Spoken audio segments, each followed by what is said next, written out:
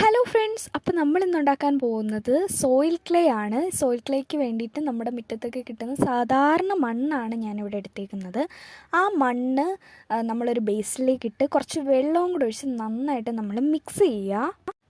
ഈ മിക്സ് ചെയ്യുന്ന എന്തിനാണെന്ന് വെച്ചിട്ടുണ്ടെങ്കിൽ ഇതിനകത്ത് കിടക്കുന്ന ചെറിയ ചെറിയ മഡ് ബ്ലോക്സ് ഒക്കെ ഉണ്ടല്ലോ, അതൊക്കെ നമ്മുടെ വെള്ളവുമായിട്ട് നന്നായിട്ട് മിക്സ് ചെയ്യണം. എന്നാലേ നല്ല ക്വാണ്ടിറ്റിയിൽ നമുക്ക് ക്ലേ ഉണ്ടാക്കിയെടുക്കാനായിട്ട് പറ്റുള്ളൂ.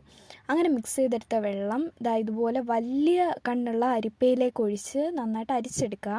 അപ്പോൾ ഇതുപോലത്തുള്ള കുറച്ച് വേസ്റ്റൊക്കെ നമുക്ക് പോയി കിട്ടും, ഒരുപാട് വലിയ കല്ലുകളൊക്കെ ഉണ്ടെങ്കിൽ. ഇനി ഇത് ചെറിയ വീതി കുറഞ്ഞ ഒരു ബക്കറ്റിലേക്ക് കോട്ടൺ തോർത്തുണ്ടല്ലോ അത് വെച്ചിട്ട് നമ്മൾ അതിലേക്ക് ഇതൊന്ന് അരിച്ചൊഴിക്കുക. ഇതൊരു 2 വട്ടമൊക്കെ ചെയ്താൽ നല്ലതായിരിക്കും. അപ്പോൾ അതിന് ശേഷം നമ്മൾ ആ ഒരു ബക്കറ്റിൽ കിട്ടുന്ന വെള്ളം നമ്മൾ ഒരു 2 hours റെസ്റ്റ് ചെയ്യാൻ വെക്കുക. അപ്പോൾ റെസ്റ്റ് ചെയ്യാൻ വെച്ചേക്കുന്ന ഇതിൽ എക്സസ്സായിട്ട് നിൽക്കുന്ന വെള്ളം നമുക്ക് കളഞ്ഞിട്ട് ബാക്കിയുള്ള നമ്മുടെ മഡുണ്ടല്ലോ അതാണ് നമുക്ക് വേണ്ടത്. പക്ഷേ ഈ വെള്ളം നമുക്ക് തെളിഞ്ഞ് കിട്ടിയിട്ടില്ല. തെളിഞ്ഞ് കിട്ടിയില്ലെങ്കിലും കുഴപ്പമൊന്നുമില്ല. അപ്പോൾ അടി കിടക്കുന്ന ആ ഒരു ചെളി നമ്മൾ വേറൊരു കോട്ടൺ ക്ലോത്തിലേക്ക് മാറ്റി കൊടുക്കുകയാണ്. അപ്പോൾ ഇതുപോലെ നന്നായിട്ട് തന്നെ വടിച്ച് ആ ഒരു കോട്ടൺ ക്ലോത്തിലേക്ക് മാറ്റി കൊടുത്തിട്ടുണ്ട്. അപ്പോൾ ഈ കോട്ടൺ ക്ലോത്ത് ഇനി നമ്മൾ എന്താ ചെയ്യുന്നതെന്ന് വെച്ചാൽ ഇത് കിഴി കെട്ടി നമ്മളൊരു 1 hour എങ്കിലും കുറഞ്ഞത് ഒന്ന് റെസ്റ്റ് ചെയ്യാനായിട്ട് വെക്കുകയാണ്. വെയിലത്തോ അല്ലാതെയോ. വെയിലത്ത് വെച്ചാൽ ഇച്ചിരി കൂടെ പെട്ടെന്ന് നമുക്ക് കിട്ടും. അപ്പോൾ റെസ്റ്റ് ചെയ്യാൻ വെച്ച ഈ കിഴി ഞാൻ ഏകദേശം 1 hourന് ശേഷമാണ് തുറക്കുന്നത്. തുറന്നപ്പോൾ നന്നായിട്ട് കട്ട് ചെയ്തിട്ടുണ്ടായിരുന്നു ചെറുതായിട്ടൊക്കെ.